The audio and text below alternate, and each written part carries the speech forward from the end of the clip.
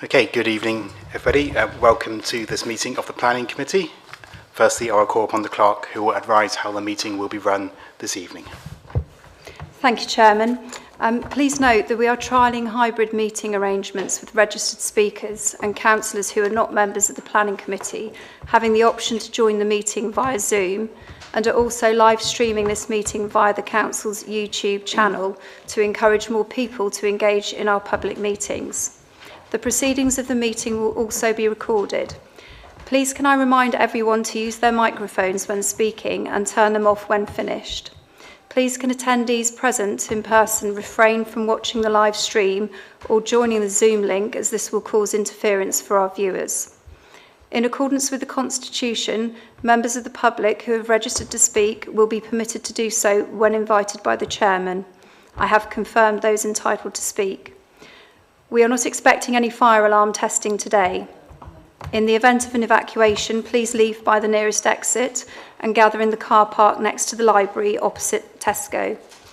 Please also ensure that your mobile phone and iPads are turned to silent. The Planning Officer will present the submitted application. At the end of the Planning Officer's presentation, the Planning Officer will outline the proposed recommendation in full. Any speakers registered to speak on the application will be invited to address the committee. This will be taken in the following order: speakers against, followed by speakers in support of the application. All speakers will have a maximum of 5 minutes each to address the meeting.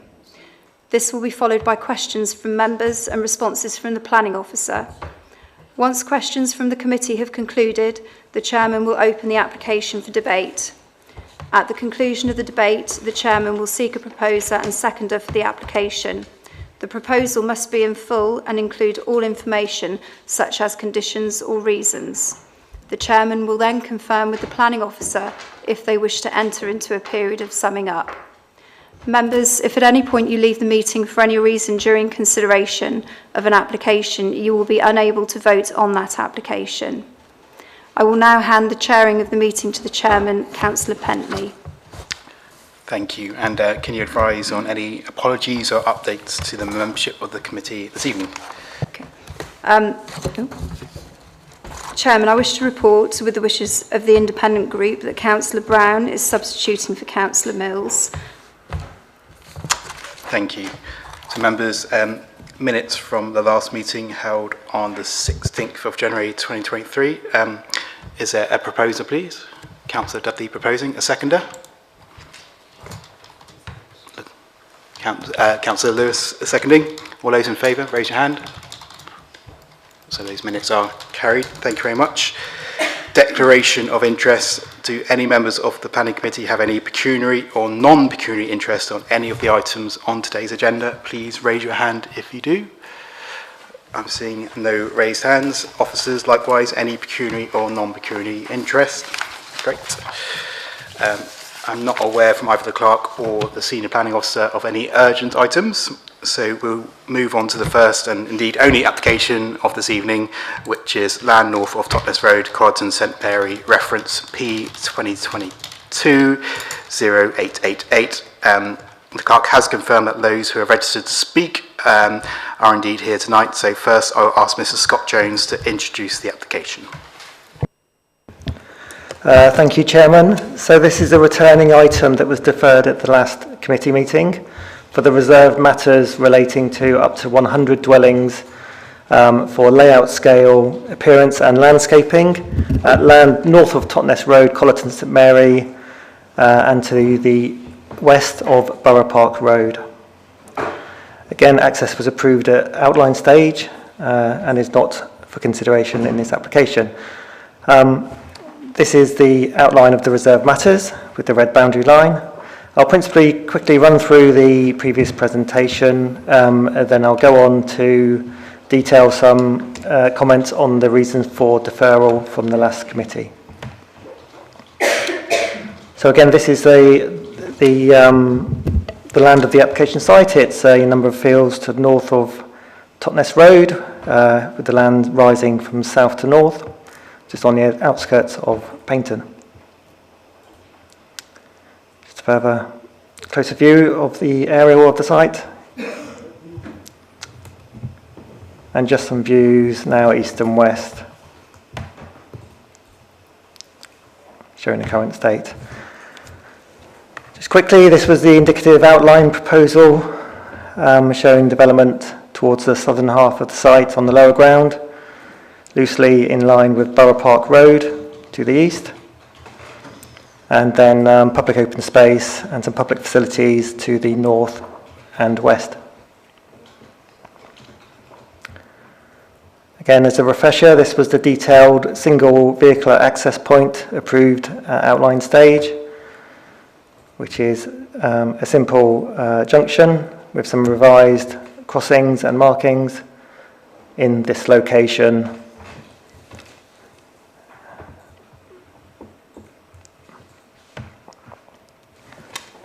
So again, this was the proposed layout presented last month.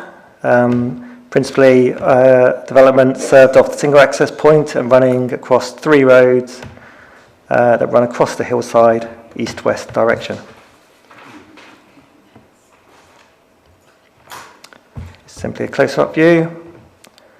Again, you'll see some public open space to the north and west. And this is just the accommodation plan that showed a mixture of size of dwellings between 1 and 5 bed units. See, the majority of the units are 3 and 4 bed, which are pink and green. And again, as a reminder, this is the proposed affordable housing plan. So established at outline stage was 30% policy compliant level of affordable housing, means 30 units and provided in a mixture of social rent, affordable rent and shared ownership. And that's on an even spread basis, so 10 units of each. So this is the proposed parking plan. So this has been slightly revised since the deferral to address some concerns of members. To the southern area of the site here, we have now addressed some of the single parking spaces, and now some of the 4 units, units 8 to 11, have 2 parking units assigned for each unit, and then some visitor spaces remain here marked in red. Also, there's been some additional electric charging points added to the plans to ensure that all dwellings are afforded charging facilities in line with local plan policy. So this is the revised road adoption plan, which has taken on board some very recent comments from the Highway Authority on their aspirations for the site. So in the south-western corner, the pedestrian cycle link to the junction of Totnes Road and Blagdon Road here has been removed from the proposed adoption plan, as the Highway Authority do not wish to adopt it due to the reduced light levels due to ecological constraints there. The plan also removes the 2 assigned spaces adjacent off the highway on the southernmost road here, as highways do not wish to adopt assigned spaces off the highway. And the third major change here is the eastern edge of the site here, where we have a link to the edge of the site towards Borough Park Road with the ambition of having a pedestrian cycle link secured as put through the development. That's now included within the adoption plan as requested by the Highway Authority. So this was a proposed drainage plan as discussed last month. It's an attenuated system with tanks through this centre here, and then the southern extent, with a controlled discharge rate to designated public sewer, which is the surface water sewer that runs to the south and discharges to the Yalberton watercourse.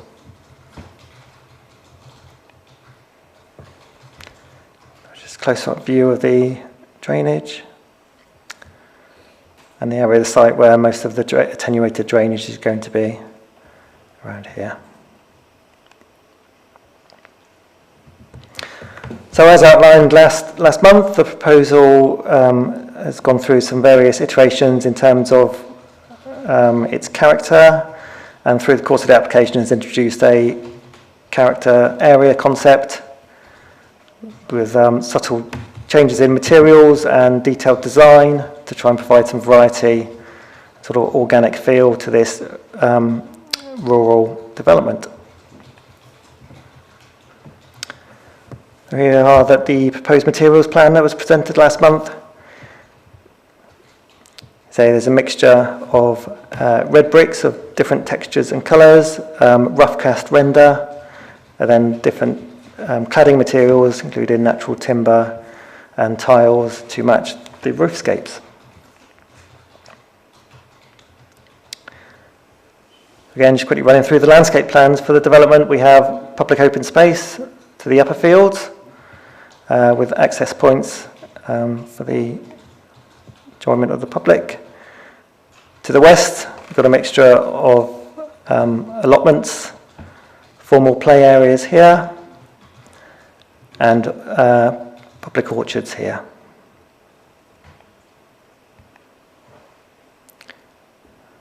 Just a closer up detail of the proposed play area and the types of apparatus there for children.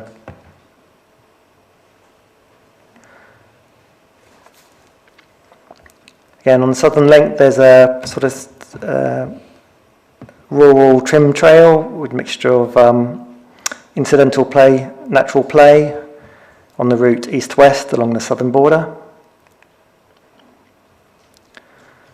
And you were shown some of the indicative house types in terms of materials and styles through the scheme.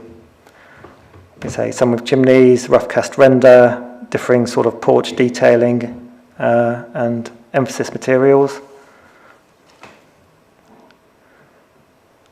through the scheme. A large apartment block in the eastern part of the site. And you're showing some street scenes as well. So you're showing a mixture of materials, emphasis on some dark materials to try and lessen the prominence of the development from longer views and settle it in the rural context. Further street views here. So this is a phasing plan that was submitted during the course of the application that shows obviously initially the access into early development, and then phase 2, large proportion of development will deliver the public open space and public facilities around the western and northern parts of the development. The phasing plan is considered acceptable and removes the need for a condition that was stated on the proposed conditions list. So moving on to the reasons for deferral from the last committee. See, there is an addendum report for members to identify the progression of these issues during the last few weeks. So in terms of ecology conditions, there was some uncertainty around the proposed conditions, which did not match those of the Devon County ecologist who commented on the reserved matters. The reason for this is what's given in the previous committee report.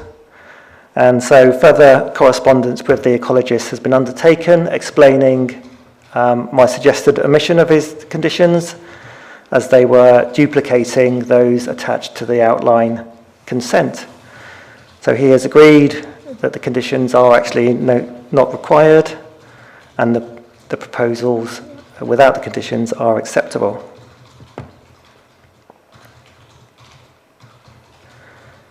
In terms of the drainage matters, there was some concern about the outstanding detail based around some manhole cover levels and some of the detail on some certain pipe lengths.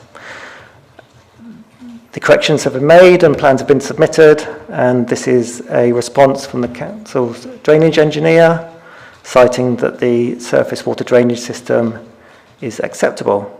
So that's a controlled discharge to a public sewer that serves a nearby watercourse. So through the course of these weeks, it has become more evident that the proposal will discharge to the Yelverton watercourse, and there is an identified flood alleviation scheme for that watercourse.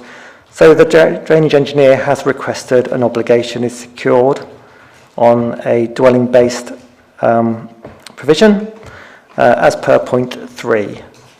This has been raised with the applicant and they are willing to enter into a Section 106 agreement to secure that funding. So with the corrected details on the surface water drainage and with agreement to enter into a Section 106, matters relating to drainage are considered acceptable. In terms of the highway issues, there was a number of issues which I'll quickly run through. The Highway Authority has confirmed in writing that despite previous correspondence, an emergency access is not required for this development of 100 dwellings in order to accord with the adopted highway design guide. However, I would point out, as previously detailed, there is an ambition to create a link towards Borough Park Road, which could potentially be used as emergency access if that was required for further development. Also, the Highway Authority have confirmed their adoption suggestions regarding the east and west links, and the applicant has revised the adoption plan to accord with the requests. There's also been some greater detail on Highways concerns on parking spaces, which is principally related to the street side parking spaces on the southernmost road and the length of these spaces. Those spaces have been revised to 5.5 metres long, which satisfies the requirements of the Highway Authority. And those spaces have also been revised as per this plan to ensure that dwellings 8 to 11 each have 2 parking spaces in accordance with the local plan. And finally, the Highway Authority have introduced a request for a planning obligation to aid the delivery of a sustainable travel link between the development on the easternmost border with Borough Park Road. The Highway Authority have requested £25,000 to bring that forward, and this has been raised with the applicant, and they are happy to enter into a Section 106 obligation to help secure that sustainable travel link. These are just some snippets of the revised highway adoption plan, showing the south-western link removed from the adoption plan and the eastern link extending to the edge of the site. So considering the discussions and amendments that have been secured within the between the last committee and now, we have a revised officer recommendation as per the screen and the addendum report that members have.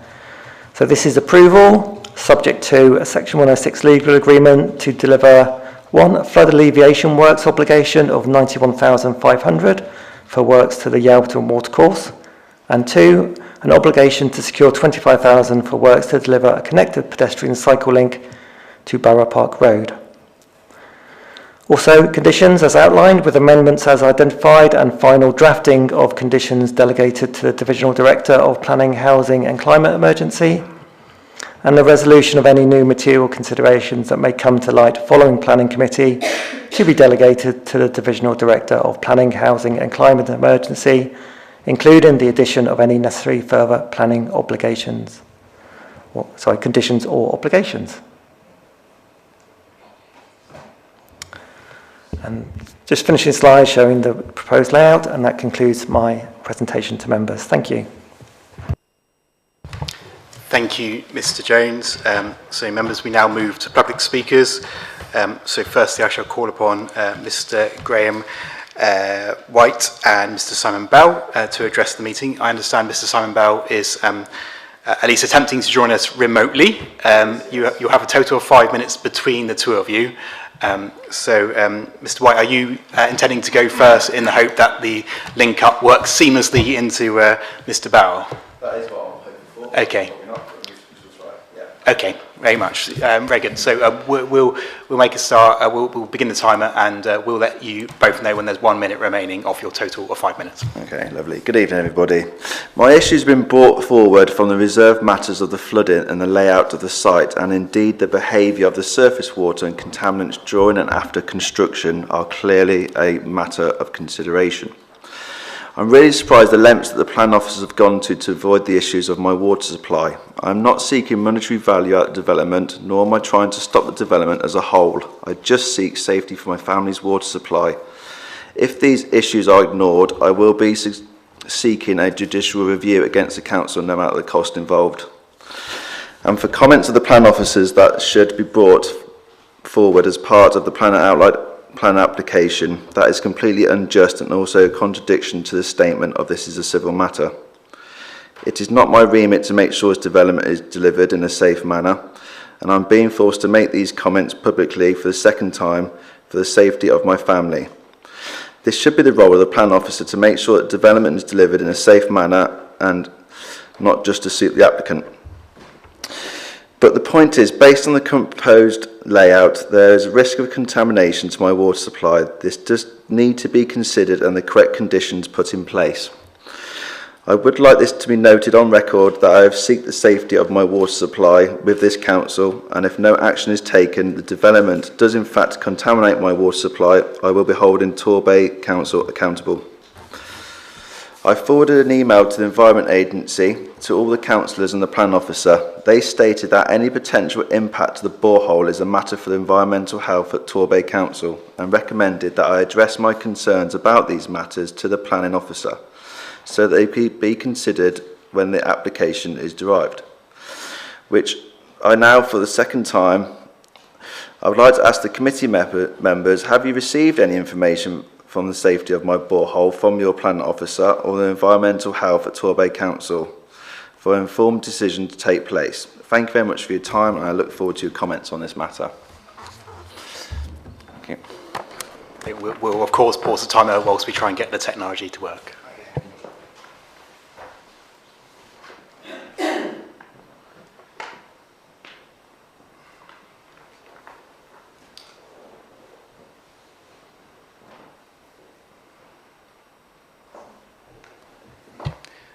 Mr. White, I'm getting indications that the link up hasn't worked, so you have a total of 3 minutes remaining. If you want to use that time yourself, that is entirely within your gift. If not, you can obviously waive those 3 minutes. Okay. Okay, thank you. We'll resume the timer once you're ready. So I have been talking to a barrister, Mr. Simon Ball, and he has sent through several emails on this matter.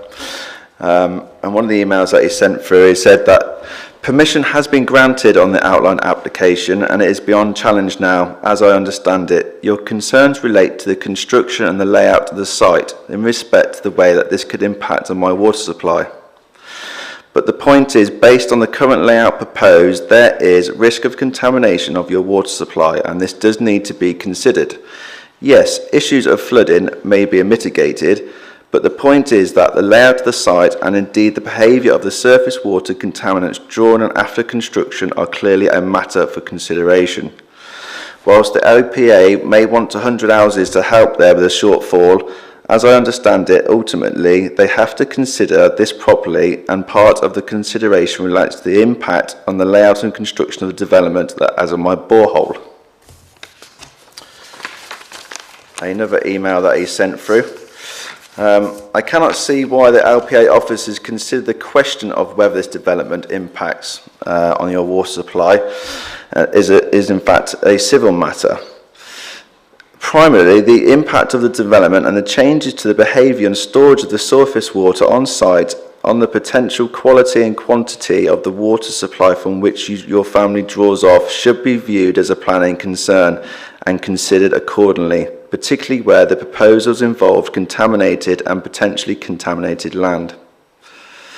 If you see the PBG paragraph 016 with reference ID number, which deals with the issues of the water supply and quality, that are considered to be relative to the planning application. This section on the water quality is something that should be considered in respect to your water supply on this application. You have 1 minute remaining, Mr. White. Thank you very much.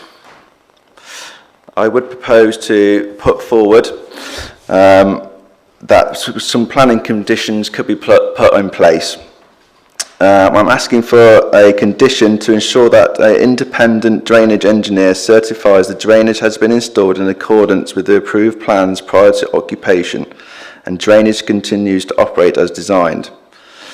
I'm also asking for a condition to withdraw the permitted development rights to ensure that future alterations will need to come before planning department so the safe drainage arrangements can be guaranteed. Thank you very much for your time, everyone. Sorry it was a bit unorthodox, but unfortunately my barrister couldn't make it through, so thank you very much. Thank you. Thank you, Mr. White. I will now call upon Mr. Andrew Rowe to address the meeting in support of the application. Welcome, Mr. Rowe. Likewise, you'll have a total of 5 minutes to address the committee. We'll prompt you when you have 1 minute remaining, but otherwise make a start when you're ready to do so. Thank you, Chair. Thank you, members. Good to see you again. Thank you for the thorough presentation. I think that that covered the reasons for deferral. Firstly, just want to say, with regards to the claims made by Mr. White, obviously before me, Cavanagh Homes' lawyer has responded previously, and the statement or the position that they've set out is that private law rights are governed by other legislation. They aren't a planning issue or material consideration for planning. If Mr. White wishes to pursue these issues, then he needs to provide robust evidence of any such claims to Cavanagh Homes, which, despite being asked to do, he has not. The Planning Committee is not the forum to discuss or consider private law rights. That's the advice of our lawyer, which we've put in writing previously. It's also of note that while Mr. White made representations when the outline planning permission was being considered back in June 2020, he did not make these disputed claims at that time. We have also looked during the process and checked, and there's no private supply registered at the property, either by the South West Water or the Environment Agency, or I think indeed your own environmental health. So there's no evidence, and in any case, the system that is being proposed now, the drainage system, is a sealed system. So there won't be any dirty water going into the ground. It will be sealed, filtered, and then it will go off site. So the situation is that Cavanagh Homes own the whole application site, and there are no rights registered against the land within its title. Moving on to the application, so this reserve matters application was deferred last month for clarification and information on ecology, drainage and highway matters. The county ecologist has confirmed he's happy with the proposal and there are no further conditions required at this reserve matters stage. The council drainage officer has confirmed that the surface water system has been designed so that no properties on the development or any properties adjoining or land adjacent to the property are at risk from flooding. He has requested an additional contribution, as we heard, of £91,500 towards a flood alleviation scheme that's currently in the design stage and has other funding going towards it in the Yalberton Watercourse, and my client has agreed to pay that additional contribution. So that's to ensure there's no flooding downstream either. In terms of the highways comments, the comments made by the highways officer have been clarified now, and we've addressed them fully and submitted additional plans to make sure that's all very clear. So the reasons for deferral have now all been positively addressed. This site is in a sustainable, well-located location. It's identified for growth in your local plan, in the master plan for this area, and in the neighbourhood plan, and it already benefits from an outline planning permission.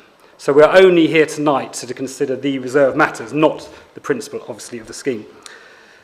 The reserve matters application before you this evening is fully policy compliant. It accords with your local plan. This scheme will help meet the declared Torquay housing crisis head on. It will include the delivery of 30 high-quality, energy-efficient, chronically needed affordable homes as an integral part of a well-designed scheme. I very much hope members that you can support your officer recommendation this evening and make that delivery a reality. Thank you. Thank you, Mr. Rowe.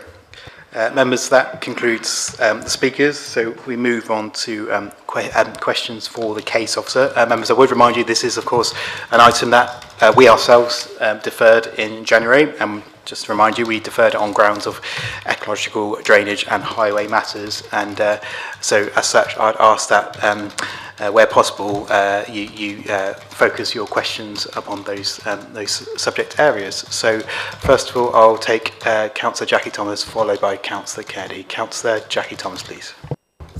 Thank you, Chair. Okay, can I ask the legal team, where are we exactly with the borehole situation? Last month you informed us that it was a civil matter, but this month we hear of a planning authority that has placed a condition similar to the situation, which understandably does cause me confusion. Can I ask, for the purposes of tonight's meeting, does this issue sit with the courts, i.e. a civil matter, and we are not able to discuss it, or does it sit with planning where we have not yet discussed it? Thank you, Chairman. I mean, the question that was initially raised at the last meeting was regarding Mr. White's, the objector's, rights to access groundwater, and the view is the same, which is that his rights to access groundwater are not of themselves a material planning consideration. What the focus of Mr. White's comments tonight have been is upon the potential or alleged contamination of groundwater. The Environment Agency is principally responsible for matters relating to groundwater, and the general advice is that the authority shouldn't duplicate controls over pollution that are dealt with by another body. It is the case, as has been mentioned, that the issue of groundwater, impact on groundwater, was not raised at the outline consent. That would have been the appropriate place to raise that objection in terms of controls over construction. I note that the objectors have said that layout impacts on saying that it potentially causes contamination, but there's no evidence of that. There's no detail as to what changes are proposed, and there's no real evidence of being provided of potential contamination in this particular case. In other cases where, for example, there's a particular sensitive aquifer or there are particular concerns in relation to public supply generally, then it may be appropriate to apply conditions. As I said, the most appropriate place for that in any event would be at the outline stage when the matter wasn't raised. See? Except we didn't have all the information, did we, in the outline situation? We only had it when it came to reserved matters, so we couldn't have made the decision then because we didn't have the information. Well, in a lot of these cases, reliance has to be placed on what third parties say, objectors say. Mr. White made representations on the outline. He didn't raise any issue in relation to groundwater. No issue was raised by any of the agencies, the Environment Agency or the Water Company at the outline stage, or indeed at this stage. So Mr. White was able to make comments relating to groundwater at the outline stage. Just a follow-up to that, really. I mean, obviously, we've had a little bit of a correspondence that's come to us from, I believe, Mr. Simon Bell, who is the barrister for Mr. White, who's spoken this evening. It's just unfortunate that we couldn't have heard his words. I don't know what went wrong technically, whether it was him who couldn't get in or whether we just weren't able to hear him. But I think that might have been quite useful in this situation. I mean, so what weight then can we attach to the fact that we've just heard the legal one side, which is here tonight, and the barrister, Mr. Simon Bell. What weight can I attach to what's been said through his channels, really? Thank you. Well, I think the question before the committee is what evidence does it have of a potential risk of contamination. As I said, the principal agency for dealing with that is the Environment Agency, and of course it's unlawful to contaminate groundwater in any event, so that shouldn't happen. And the Environment Agency is the principal authority for regulating that. And then the question is, what evidence is there of potential contamination? There's no comments from the relevant statutory bodies, the Environment Agency or the Water Company or Environmental Health. So there doesn't seem to be, that seems from certainly my perspective, the planning officer may comment, but very little evidence, if any, of potential pollution. But in any event, it's a matter for the other authorities to deal with. Okay, thank you. I've still got a little bit of an element of doubt there, but I'll leave it there just for a minute. Thank you. Okay. Before I bring in Councillor Kelly, I mean, just to be clear to all members, obviously Mr. Cattrall is here tonight as our solicitor to advise us without fear or favour in terms of the legality of particular issues as well. So I'd hate to get into kind of he says one thing, he says the other. I mean, we have legal advice here tonight who gives that advice without fear or favour, and we should remember that. Councillor Kennedy, please.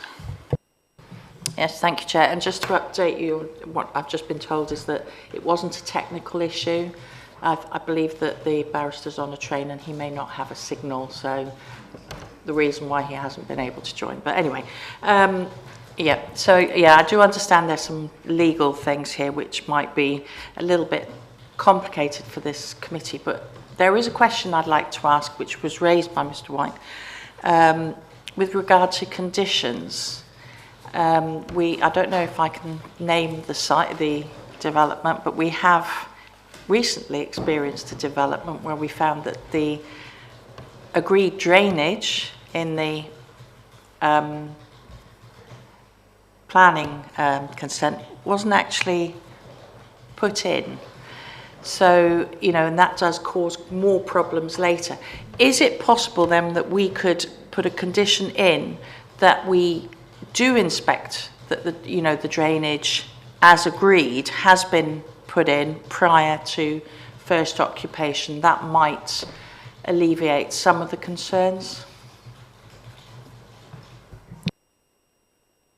I mean, there is an issue over, as it were, vetting conditions, in that it creates uncertainty and it isn't precise. So what the condition should do is to precisely require the developer to do something, and the committee ought to be satisfied that that would be complied with.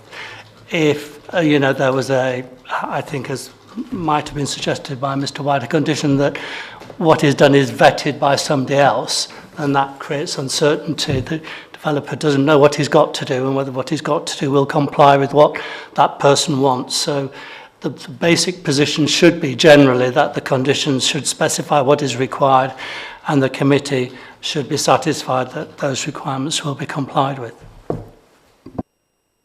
If I may, I appreciate that, and I also appreciate that's from the legal standpoint. I will put this to our head of planning, because you know what I'm talking about. I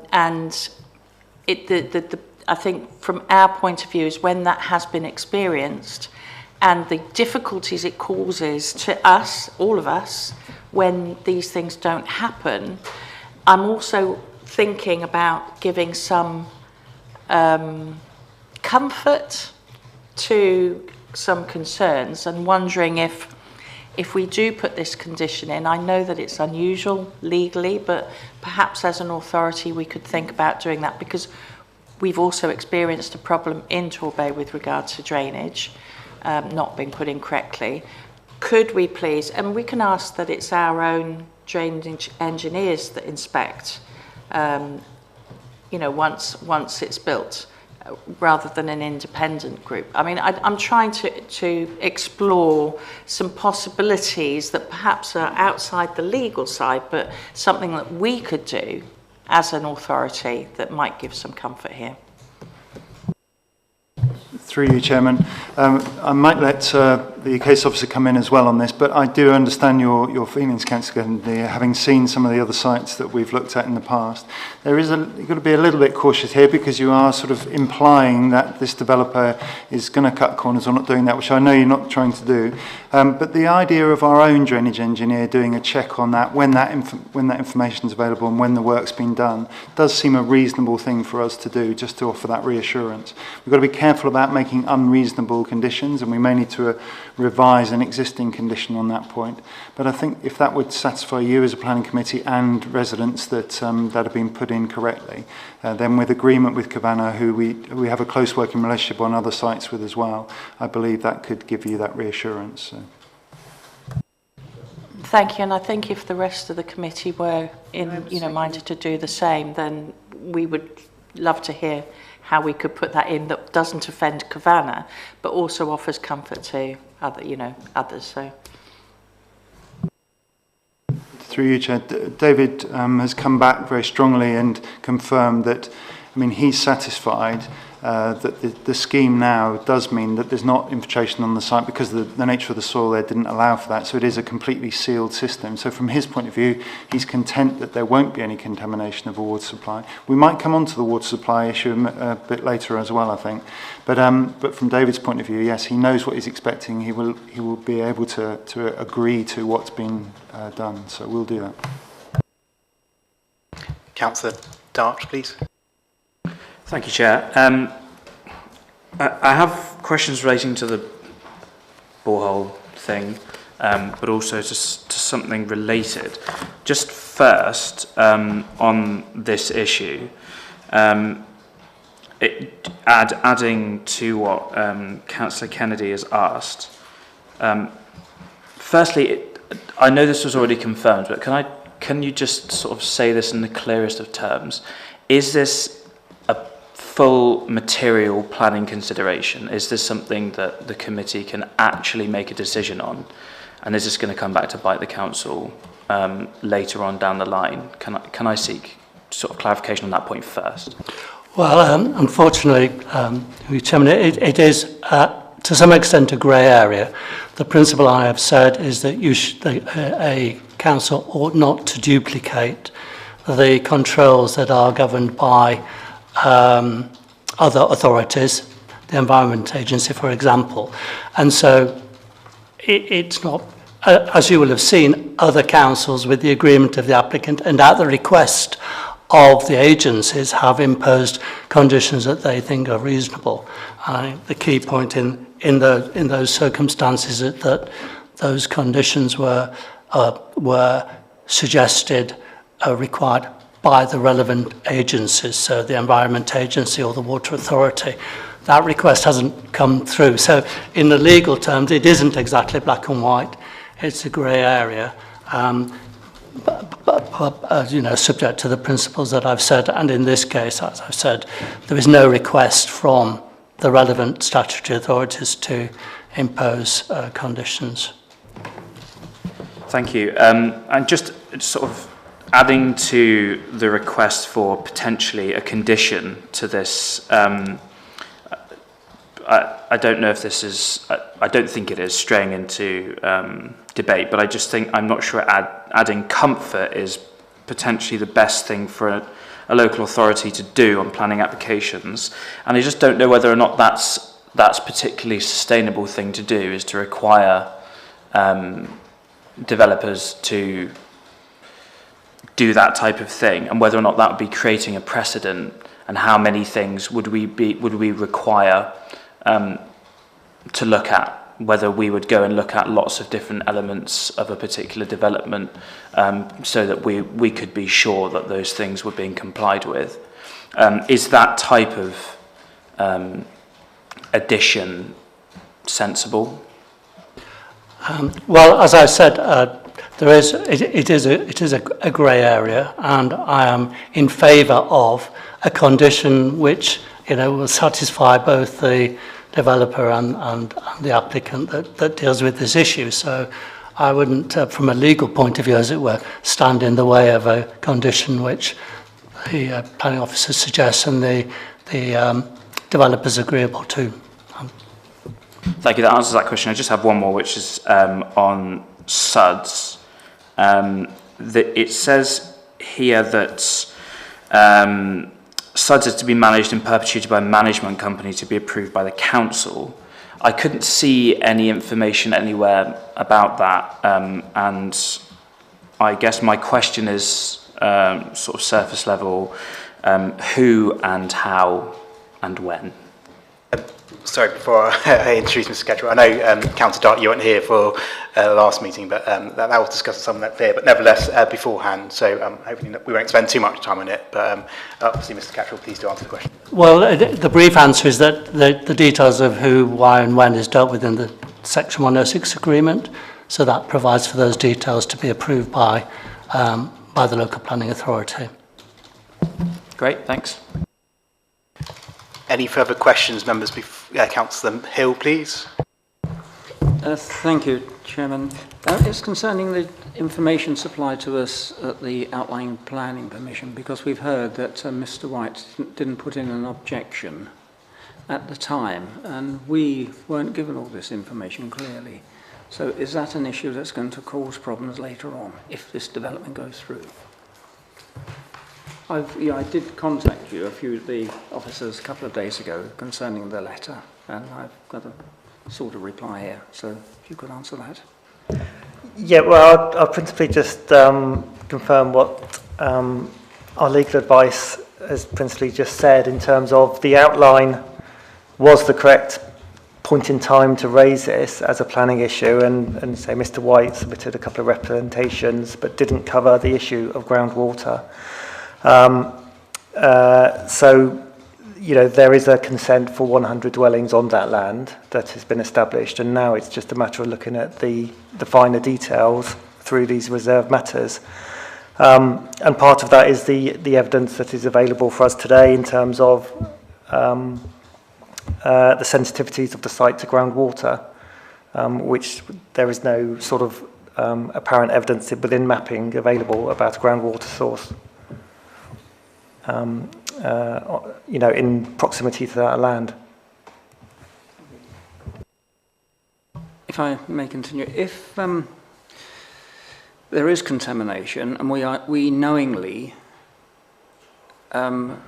put this proposal and this development forward, what liability is there either on the council or on the developer? Because we've been told there is the possibility of contamination. There's a barrister who's not convinced that we're taking the right track. So what liability is there on us? Well, Chairman, it's not really appropriate for me to give advice at this meeting. The general principle is the council is exercising its statutory functions, and it ought to do that in a proper manner. And the issue of what liabilities may or may not arise is not really material to the determination of the application. So is the proper function that if we knowingly support an application that has the possibility of contamination, is that our statutory duty? Well, I just say, Chairman, all developments probably have some possibility of contamination if something goes wrong. I mean, there is no evidence, as far as I'm aware, or certainly no representations from the statutory agencies or your own officers that is a real possibility. In response generally to the issue of liability, there is generally no liability arising from the exercise of statutory functions such as the grant of planning permission. Councillor Brown, your question, please. Can you tell me what guarantee Mr. White has regarding this drainage and the contamination?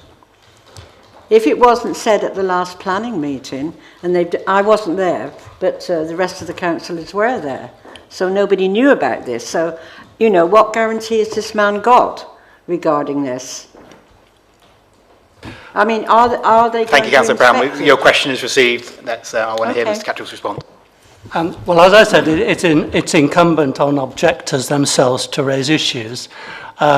It's impractical for the council to consider every possible angle on an application, and if an objector has a particular point to make because of their particular circumstances, then it is incumbent on them to raise that, and if they don't, then they risk this situation happening of consent being granted and these issues being raised at a later date.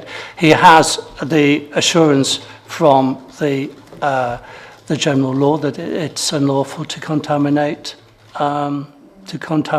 groundwater, and I don't know whether the planning officer is able to add any further comfort, but as has been mentioned, in discussions with the developer, they are satisfied that the system is satisfactory and robust in that sense. Through you, Chairman.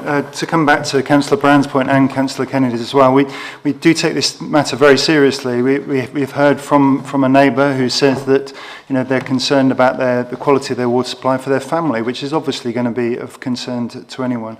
And we have done some further research throughout, talking to our environmental health colleagues as well. And I was a bit reluctant to raise this because it sounds as if I'm trying to undermine the point that's being made, but it's just for factual information that all private water supplies have to be registered with the local authorities, as we heard earlier, and with the Environment Agency. And that's for three reasons. One is that they require different levels of monitoring by the different authorities once it's registered, and that information is used to monitor it. The secondly is that we're consulted on, as a local authority, on lots of activities such as planning applications which could affect those supplies, so we need to know about where those are. And the third thing is that if we're to contact anyone, if there was a contamination somewhere, then we need to have information about those owners. Now, as an authority, we have no record of a private water supply at this for human consumption at this address, and that is a big concern. Now, we've heard the expression draw water, but also about the harm to the family.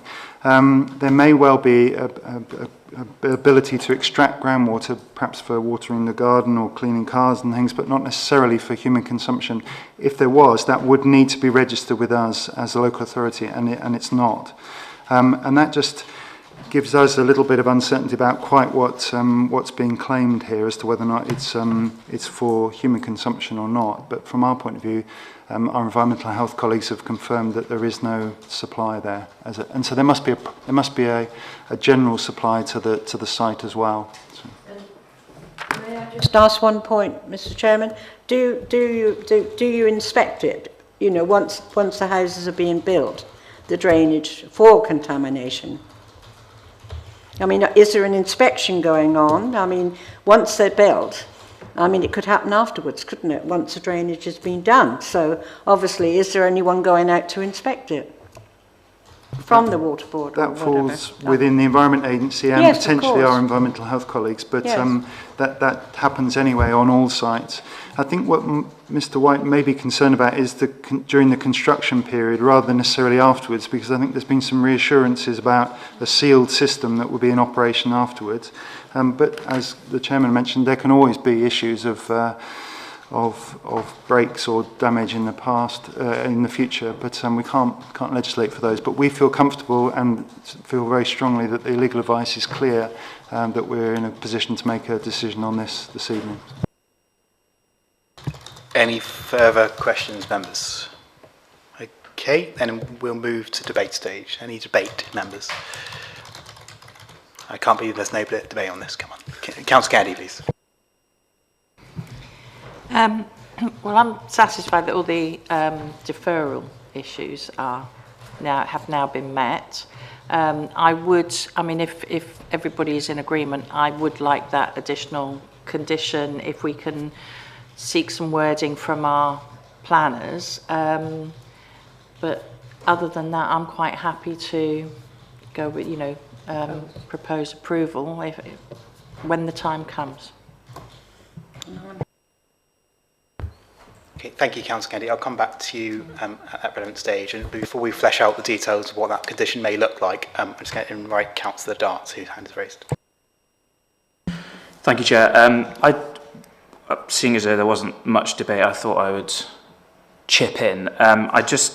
My overall feeling is that, based on the report this evening, that everything has been satisfied on the previous application. My concern about this other issue that has sort of arisen, but that isn't in the report, is that it's not a material consideration that I can see, and I don't think it's something that this committee should really be trying to legislate for. And I think we've had enough evidence personally from the officers and from our legal representative that there is extremely low risk or no risk at all of contamination. And how far do you go?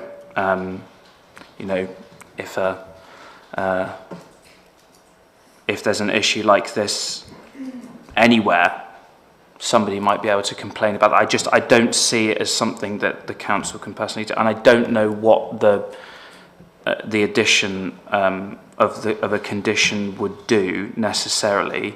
And if it is done in collaboration with the developer on good terms, then I suppose that's fine. But it just doesn't seem to be a particularly useful thing for the council necessarily.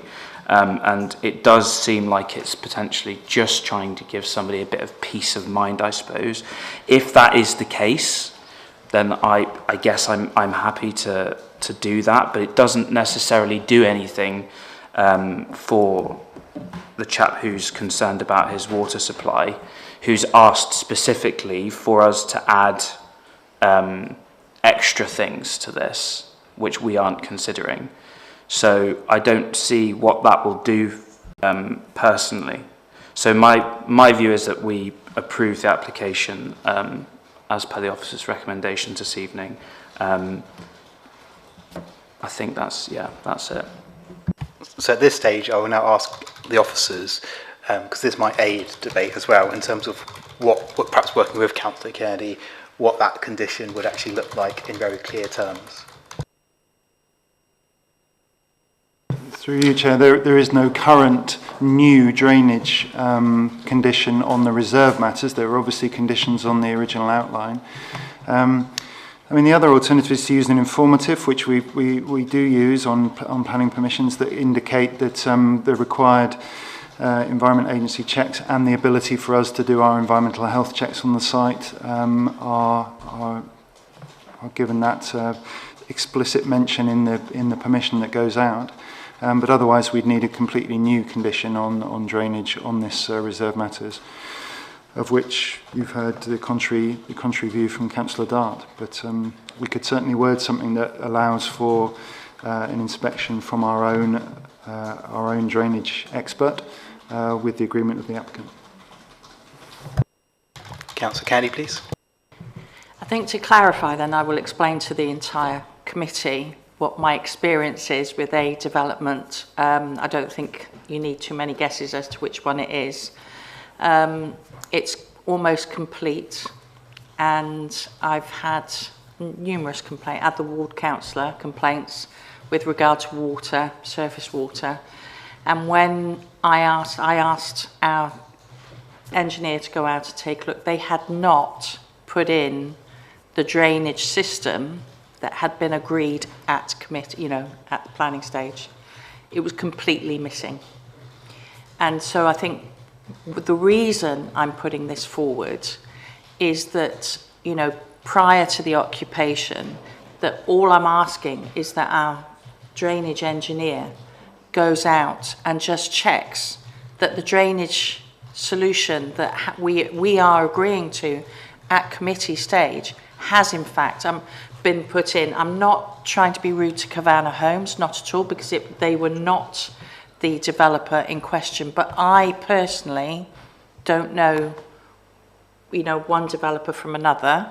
So, where I've seen it personally in one place, all I'm asking is that we just check that it has been, because that's quite a major part of the development, is the drainage solution, particularly as we are a critical drainage area. That's all I'm asking. Okay, before I bring in Councillor Kennedy to that, I would say that sits a bit problematic with me, because obviously I can guess which site you're referring to, but I think as a decision-making body, whoever the developer is, we have to assume that they're in earnest about what they're consented to and what they will do, even if we as ward councillors or just members of the public have our suspicions elsewhere. As a decision-making body, we have to assume that what is consented to them, the developer will do, just as a decision-making body. But that's why that particular point sits a bit uncomfortable with me. Councillor Thomas, please. Yeah, thank you. Yeah, I do agree with Councillor Karen Kennedy, sorry. I think, you know, we do need it to be assessed after it's done. I would say possibly independently, and then that probably doesn't go down very well. But I think, you know, for a different body to look at it rather than our own, I think would give clarification for Mr. White, I think is in the room, and you know, and I think I would approve with that condition. I would struggle without that condition. Thank you. Okay. Before I bring in Councillor Dart, Mr. Edmondson, in terms of, because I think we're heading in a certain direction with this. So you talked of an informative or a more detailed, bespoke kind of condition. How would that look in terms of us making a decision tonight? Would you need to be delegated something to that effect? Please, although I believe we've got the very much the clarity of what you're looking for. Councillor Thomas just mentioned, though, about an independent assessor. I think Councillor Kennedy was content that our own drainage expert, who she's used and often goes out on site, would be appropriate to do that. And then, of course, the Environment Agency are giving licences anyway, so they will be doing inspections as well. So I believe there's strength there without having to pay to go to a third party, Councillor Thomas. The wording of the condition would be around that inspection taking place prior to the occupation of the dwelling. So I think it would be quite explicit that there would, once those works were done, we'd be doing an inspection as part of the permission. I think that would meet the test of reasonableness. Sorry, and I'd add to that as well. Again, that would sit slightly uncomfortable with me, because it's kind of saying, well, if we, you know, the inspector that we would be referring to would be still independent of this committee, or albeit under the aegis of Torquay Council. So for us to say we're no independent might lead a reasonable observer in the street to say, hang on, why wouldn't you trust your own engineer who informs a whole bunch of planning decisions and other council decisions you make every single day? So I think Mr. Edmondson's right in his approach there. But did you want to come back in there, Councillor Thomas?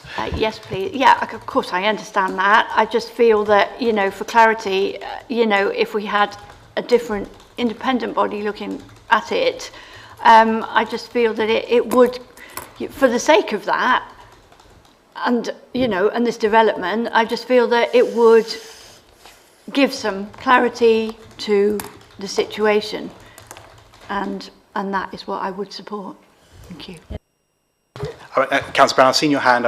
Councillor Dart's hand was up earlier, so I will bring you in, Councillor Brown, after Councillor Dart has spoken. Thank you, Chair. I don't understand the need for an independent body here, and it sounds more concerning than anything else to try to bring an independent body in. I know that an independent body was mentioned during representations by the speaker against the application, and at the time I was slightly confused as to why that was necessary, given that we'd had so many representations made by a whole number of people and bodies on this particular issue. And then how many independent bodies do we require before we can make a decision? Because we've already had plenty of representations. So do we go and ask one independent body, and when they give us the same answer, go and ask another one until we get the right one? It seems to me to be counterintuitive to be going on this long asking as many people as possible until we get the answer that we'd like, So I can't see the rationale behind getting an independent body in at all. And I think it was... No, I think I'll leave it there, actually. Thank you. Before I bring in Councillor Brown, I think this kind of sub-question that we'll come on to about independence would be one for Councillor Kennedy to consider, because it was Councillor Kennedy, who tentatively put forward as a proposal with a condition, but not necessarily one with that was independent, that was only introduced by Councillor Thomas. So I will bring you back in a second, Councillor Kennedy, to perhaps address that and share your feelings about that. But Councillor Brown, please. Right. Yes, I agree with the condition, Mr. Chairman, to safeguard everybody under the circumstances. Thank you. In which case, I will bring in Councillor Hill, just raised a new hand, so I'm keen to hear from him. Councillor Hill. Thank you, Chairman.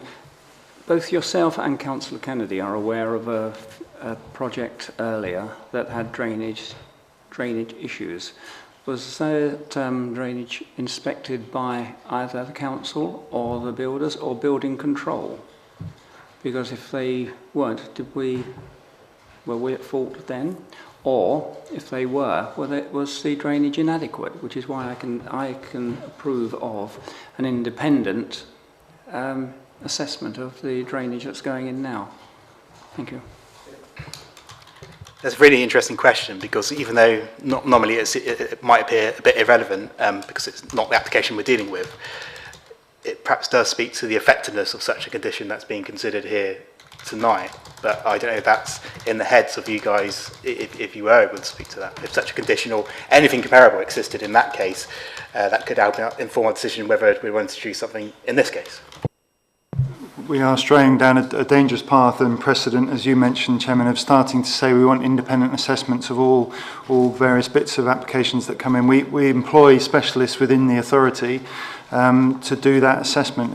Councillor Kennedy referred to our drainage flood expert who went to the site and did that inspection when there were issues, but as part of the building regulations approval and the Environment Agency approval, those inspections do take place. Sometimes they won't be put in correctly, and other times there will be some fault that's occurred since. But I think we're suggesting a condition here that will address that point and will give us the ability then to take any enforcement action against that if it were to be breached. So I believe there's the strength in this condition. Councillor Dudley, Mr. Chairman, before I come back to Councillor Kennedy, apologies, Councillor Kennedy. Councillor Dudley. Just to say, I agree with Councillor Kennedy's point. I think it should be our own engineer if it's a condition. I think that's important, and yeah, I would go along with Councillor Kennedy. I believe Councillor Brown is willing to second the proposition, but if there'd been any difference, I would be happy to second it. Okay, so Councillor Kennedy, you've been patiently listening to this for the last couple of minutes. I'd very much welcome your thoughts before I rewrite or rather invite any proposal that you may or may not have. Thank you, Chair. Yeah, I think from understanding and talking to our planning department, when consent is given, there is very much an element of trust that what is agreed will go in. It's very unusual that something different.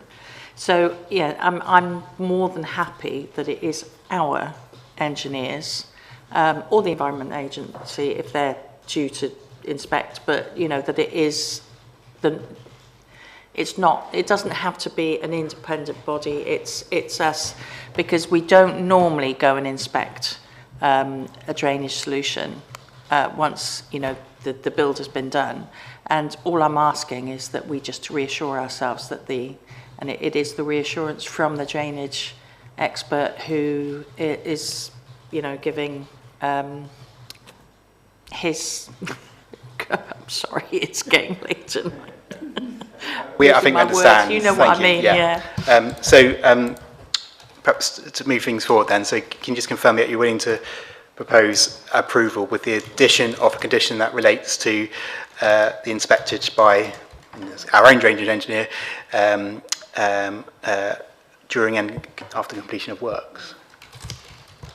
I am. I don't know if you want to read out a proposed condition so that we all understand what's being said, or shall we leave that to you to... I started to write it down, but I'm happy to say that it would be along the basis of, upon completion of the approved drainage works on site, the lead flood authority, which is ourselves, will inspect the works to confirm they're in compliance with the approved scheme. So effectively, we're going to confirm that they have installed what's actually been approved as part of the scheme. So.